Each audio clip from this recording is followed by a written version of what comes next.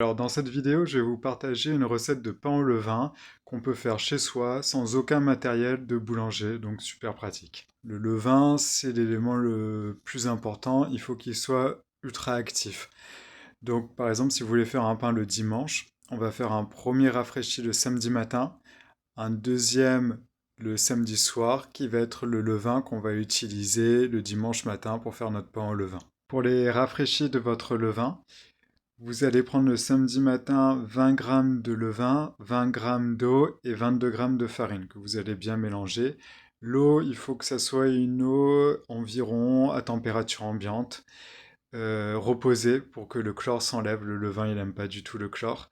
Et aussi filtrée, c'est mieux. Ensuite, le soir, vous allez mélanger 50 grammes de levain, 50 grammes d'eau et environ 55 grammes de farine. Donc toujours avec une haute température ambiante. Et là, du coup, le lendemain matin, le dimanche, il sera prêt normalement pour faire le pain. Donc vous pouvez le faire dans un petit bocal et voir si il a doublé de volume. S'il a doublé de volume, c'est bon, il est bien en forme. La température idéale, c'est 25 degrés. Donc il va falloir toujours essayer de le mettre à un endroit où il fait assez chaud, pas plus. Au-dessus de 30 degrés, ça va pas lui plaire. Donc entre 24, 26, donc le rapprocher un peu d'un radiateur ou au-dessus du frigo. En fait, au-dessus du frigo, souvent il y a la chaleur du frigo derrière qui remonte. Et donc là, on a un point chaud qui fonctionne plutôt bien. On peut voir là un levain qui est bien actif, avec une très belle structure. C'est parfait pour démarrer un pain. Là, c'est idéal. Donc vous allez peser 300 grammes de farine. Je vous conseille de démarrer avec une T65, ce sera plus évident. Si vous pouvez privilégier des farines de blé ancien, c'est bien meilleur au niveau nutriments, aussi pour la santé, pour le corps et pour notre planète. Farine bio, c'est toujours mieux aussi. Donc faire un petit puits pour accueillir l'eau et le levain. Ensuite, on va mettre environ 40 grammes d'eau chaude à 100 degrés. Et après, on va rajouter avec de l'eau à température ambiante, ce qui va permettre d'avoir une eau environ vers les 34 degrés, je pense. Et ainsi avoir une pâte au final à peu près à 25 degrés. Donc c'est pour ça, voilà, simple. Et on va jusqu'à 190 grammes pour l'ensemble de l'eau. Ensuite, on peut rajouter donc 5 grammes de sel, selon le goût, après à vous d'ajuster. Après, on enchaîne avec le levain. On va en mettre entre 110 et 120 grammes environ. Il faut vraiment qu'il soit bien actif. S'il n'est pas assez actif, il va être noyé et il va pas réussir à bien faire lever la pâte. Donc on aura un pain qui sera pas bien développé au niveau de sa structure.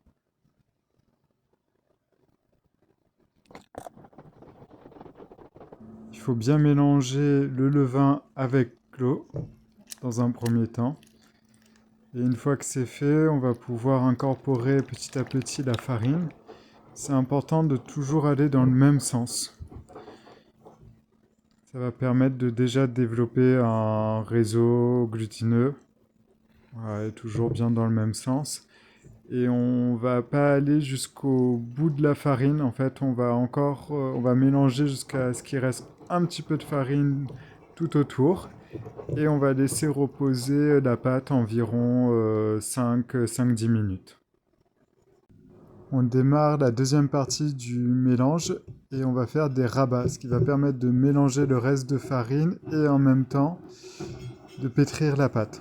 Donc on va y aller doucement comme ça, mélanger, rabattre plutôt sur elle-même plusieurs fois. On n'hésite pas à tapoter pour faire rentrer en fait un peu de farine en allant. Et ça jusqu'à ce que toute la farine soit incorporée dans la pâte. Donc ça peut prendre quelques minutes. Une fois que toute la farine a bien été incorporée, on peut continuer à faire quelques rabats à sentir un peu la tension de la pâte qui augmente. Et une fois qu'elle commence à bien se tenir sur elle-même, bah on va la laisser comme ça et on va la mettre à côté d'un point chaud.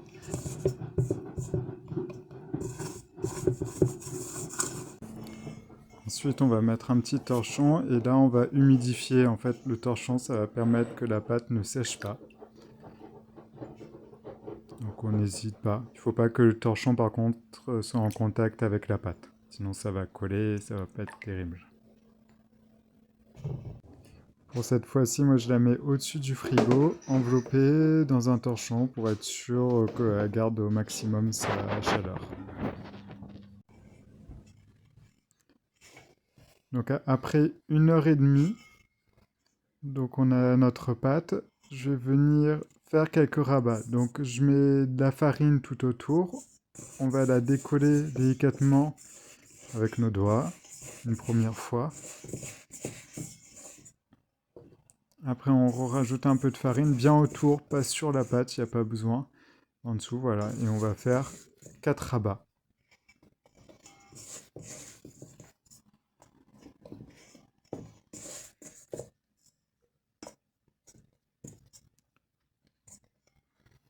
Et après c'est reparti au-dessus du frigo. Donc 1 heure et demie après, donc ça fait 3 heures que la pâte elle est en train de pousser. Donc on va bien la décoller entièrement du fond. Une fois qu'elle est bien décollée, on va juste faire un rabat de chaque côté de la pâte, comme ça, et puis un autre.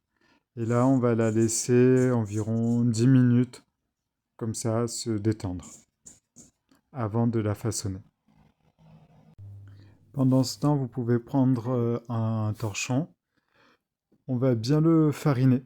Donc mettre de la farine et après vraiment bien l'étaler avec la main dessus. Pas hésiter à mettre de la farine parce que c'est là où on va mettre la pâte. Donc pour pas que ça colle, on n'hésite vraiment pas à mettre même une surdose de farine. Et là, on prend un petit récipient et on va mettre notre torchon à l'intérieur et on mettra notre pâte au milieu.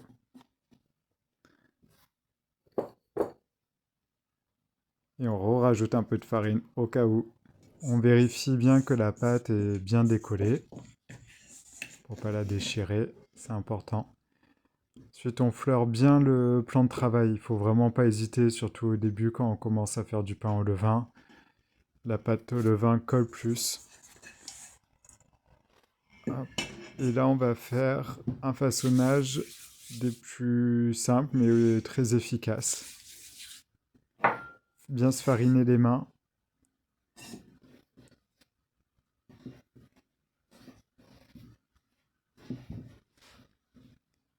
N'hésitez pas à la tourner pour voir qu'elle se décolle bien du plan de travail. Et là, chaque coin, on va rabattre une fois les 4 coins et on va encore rabattre une fois les 4 derniers coins.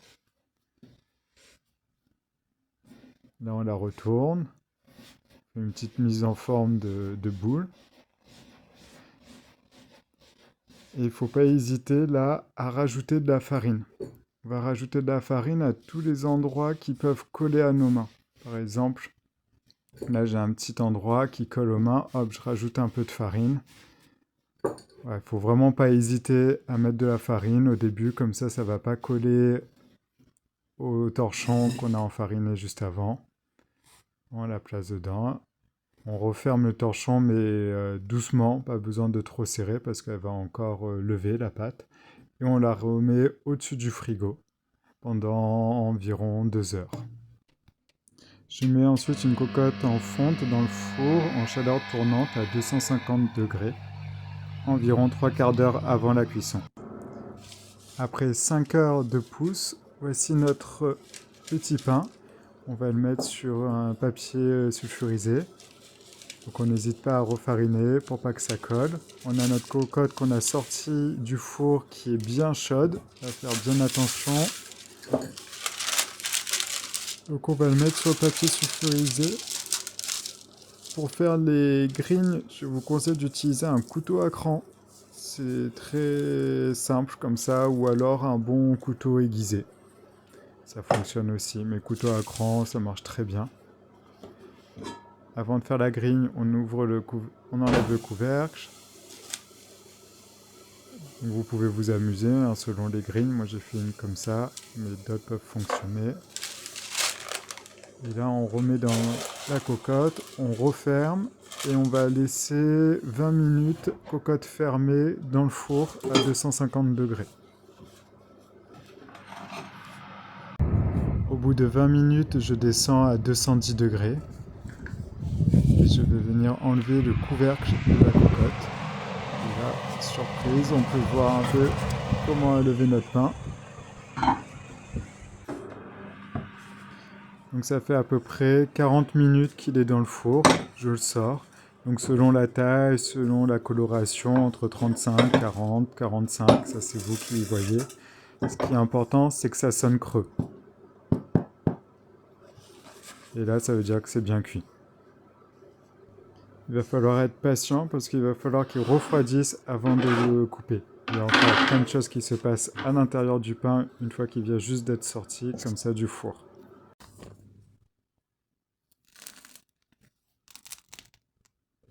Donc ensuite, il va vous rester du levain. Et là, vous pouvez le renourrir en 20, 20, 20 environ. Et si vous l'utilisez toutes les semaines ou toutes les 2 semaines, je vous conseille de le renourrir tous les 3 jours environ. S'il y a de la moisissure, c'est pas grave. Vous allez récupérer en dessous le vin qui est pas moisi. Ça veut dire qu'il a pris l'humidité. Donc ouvrez votre couvercle. Et comme ça, il va plutôt créer une petite croûte au-dessus qui va permettre de le protéger. Et là, il n'y aura plus de problème de surhumidité, donc de moisissure. Et si vous n'allez pas en faire pendant un mois, vous pouvez le mettre au frigo. Si vous le mettez au frigo, je vous conseille de le réactiver un peu plus que 2, 3 fois. Au moins 3 fois pour qu'il soit bien en forme après la sortie du frigo pour l'utiliser pour faire du pain.